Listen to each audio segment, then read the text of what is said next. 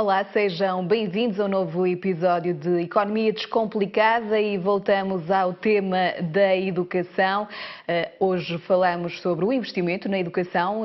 Temos novamente connosco o Pedro Freitas, é doutorando em Economia na nova SBE. Pedro, olá mais uma vez. Olá, Catarina. E vamos aqui focar no investimento na educação, perceber se de facto maior investimento na educação significa melhores aprendizagens dos alunos.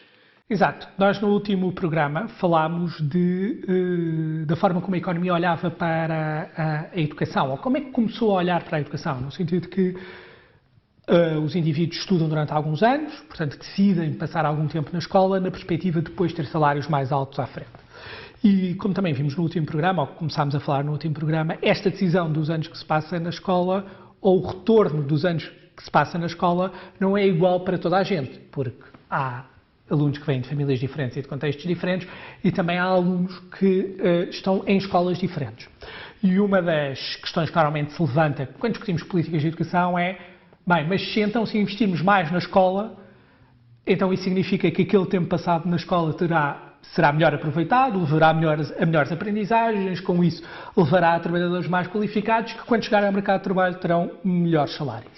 E portanto a questão que nós queremos responder hoje é um bocadinho: investir mais em educação por si gera melhores resultados, que depois gerará maior produtividade no mercado de trabalho, e é aqui que nós não temos uma resposta totalmente fechada, porque não é apenas uma questão de quantidade do investimento, mas é também que investimento se faz. E porquê é que não é uma questão de quantidade? Voltando àquele teste que nós falámos também no último programa do PISA, quando nós olhamos para os resultados do PISA, que são feitos em países que é um teste feito em países muito diferentes, em contextos muito diferentes, e tentamos correlacionar os resultados no PISA com o investimento que estes países fazem em cada um dos alunos, nós vemos que para países mais pobres, de facto, parece que investir mais por aluno gera melhores resultados. Contudo, a partir de um determinado nível de desenvolvimento, nós temos países que investem muito por aluno e países que investem menos por aluno, mas não é estes diferenciais de investimento que necessariamente explicam diferenciais de resultados. Por exemplo, nós temos um caso paradigmático quando olhamos para os dados. Por exemplo, o Luxemburgo é um país que investe muito por aluno, contudo, quando nós olhamos para os resultados do PISA, os resultados são parecidos àqueles que são parecidos com aqueles países como Portugal ou Espanha, que investem cerca de metade ou menos de metade do que o Luxemburgo investe. Portanto, não é claro a partir de um determinado nível de desenvolvimento que mais investimento gera necessariamente melhores resultados, o que nos levanta a questão de, então, que investimento é que vale a pena fazer? E o que é que vale a pena fazer? Ou seja, aqui, primeiro, não há um consenso claro. E aqui, talvez, ir a um ponto importante quando nós falamos de economia e educação, e voltando a um ponto em que estávamos há pouco, que é, quando nós olhamos para os resultados dos alunos e os tentamos explicar consoante os fatores ligados à família ou consoante os fatores ligados à escola, a família continua a pesar muito. Ou seja, a família e o contexto económico onde se nasce continua a ser determinante, infelizmente, para determinar os resultados dos alunos. O que significa que à escola há um papel, e ainda bem que há esse papel, contudo esse papel é menor. E por isso mesmo todos os investimentos que fazemos na escola têm que ser particularmente bem escolhidos, porque a escola tem uma margem menor do que a família de influenciar os resultados dos alunos. E dentro da escola não é totalmente consensual que políticas é que podem funcionar ou não. Eu destacaria três, que nós até costumamos falar. Primeiro, o investimento em infraestruturas, que é muito comum, quer dizer, não sei que memórias é que guardas do teu secundário, mas do meu, eu lembro-me de passar o secundário numa escola que de facto era uma escola já antiga, portanto tinha infraestruturas já bastante degradadas, e obviamente existir infraestruturas com qualidade e com conforto para os alunos é muito importante e isso não está em discussão. O que nós nos devemos questionar é se este investimento necessariamente gerará melhores resultados. E quando nós olhamos para alguns casos de investimento em infraestruturas, em economias ou em países para os quais nós temos dados, como por exemplo os Estados Unidos ou Inglaterra, investimentos em melhores infraestruturas não levaram necessariamente a melhores resultados dos alunos a seguir. Portanto, ou seja, é importante investir em infraestruturas, o conforto dos alunos é importante, não é isso que necessariamente nos garante que haja melhores resultados amanhã. Depois, outro tipo de investimentos costumamos falar muito é investimentos em tecnologia. Aliás, passámos por uma altura em que isso foi particularmente importante, com a pandemia, com os computadores a terem que chegar aos alunos, no ensino à distância. Vivemos um momento em que a tecnologia e o papel da tecnologia das escolas é muito falado, como, por exemplo, o ChatGPT, como é que os alunos e os professores podem usar o ChatGPT. Da evidência que nós temos empírica, mostra-nos que dar acesso a computadores e internet pode ser importante, mas isso por si só pode não gerar resultados melhores dos alunos. Isso porquê? Porque não é apenas dar o acesso, é depois o que é que se faz com estes recursos.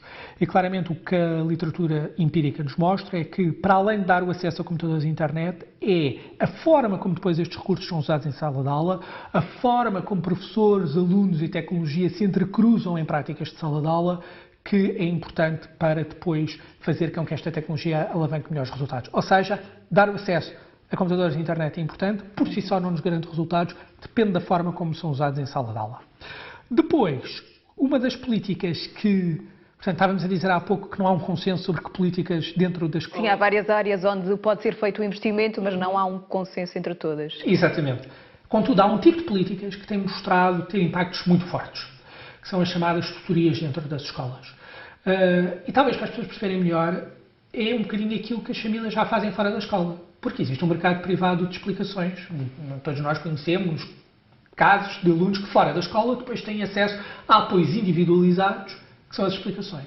E há vários programas educativos que têm tentado trazer este mercado privado, ou seja, têm tentado trazer estas práticas que acontecem fora da escola para dentro da escola, dizendo assim que é melhor.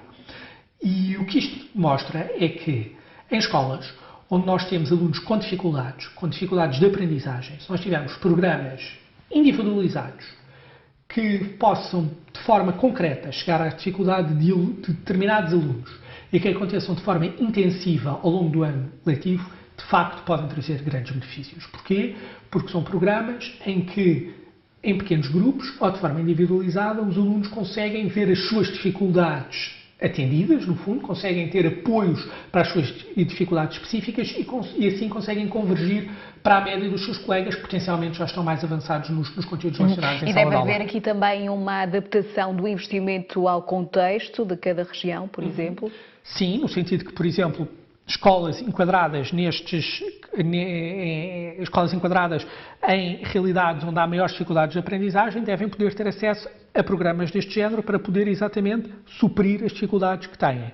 E aí vamos um bocadinho à realidade portuguesa, talvez, não é? Portugal gasta, quer dizer, o orçamentado em educação em 2022 foi cerca de 7,5 mil milhões de euros, um bocadinho mais, 7,8 mil milhões de euros.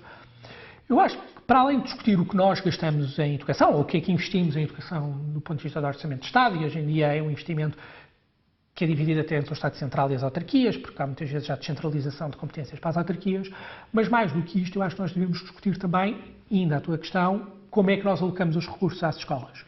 Eu diria que há um relatório da OCDE de 2018, que é talvez o melhor retrato que nós temos sobre como é que os recursos são divididos entre as escolas portuguesas.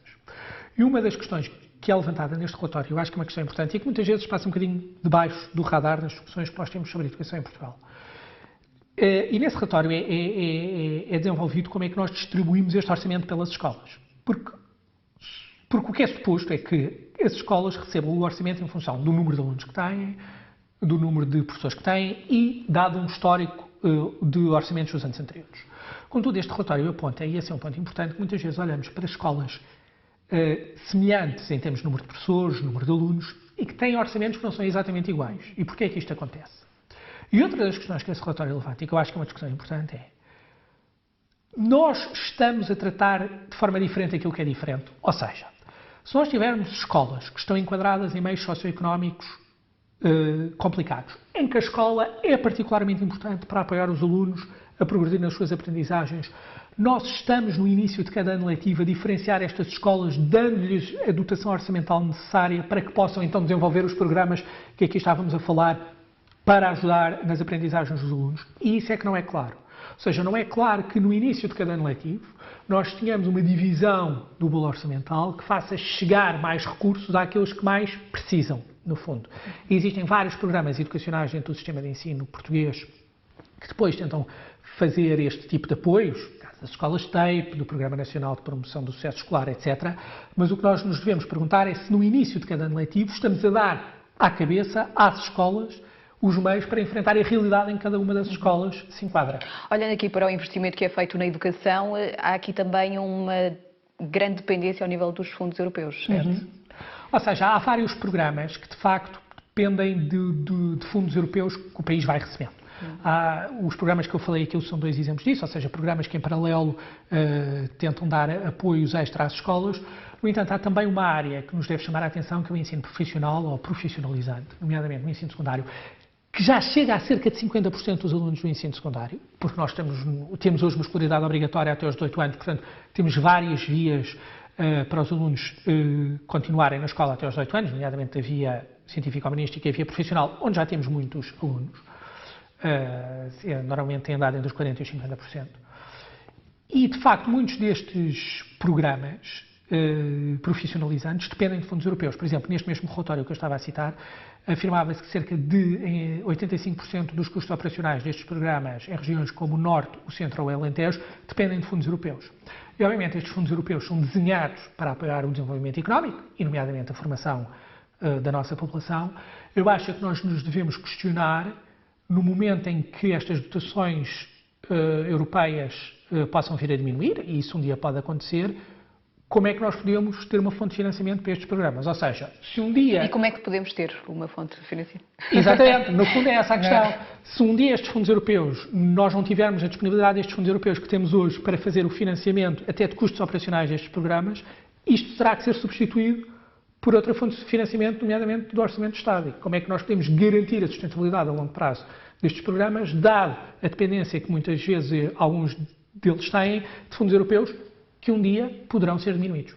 Olhando para a realidade atual e para o investimento que é feito e também pensando no futuro, é preciso aqui olhar cada vez mais para dentro da escola e perceber realmente quais são as questões mais fundamentais de resolver isso. Olhar para, apesar de não haver consenso, como dizias no início, é preciso olhar mais para dentro e perceber qual é que é a área que realmente interessa investir. Eu acho que é preciso ter esta noção.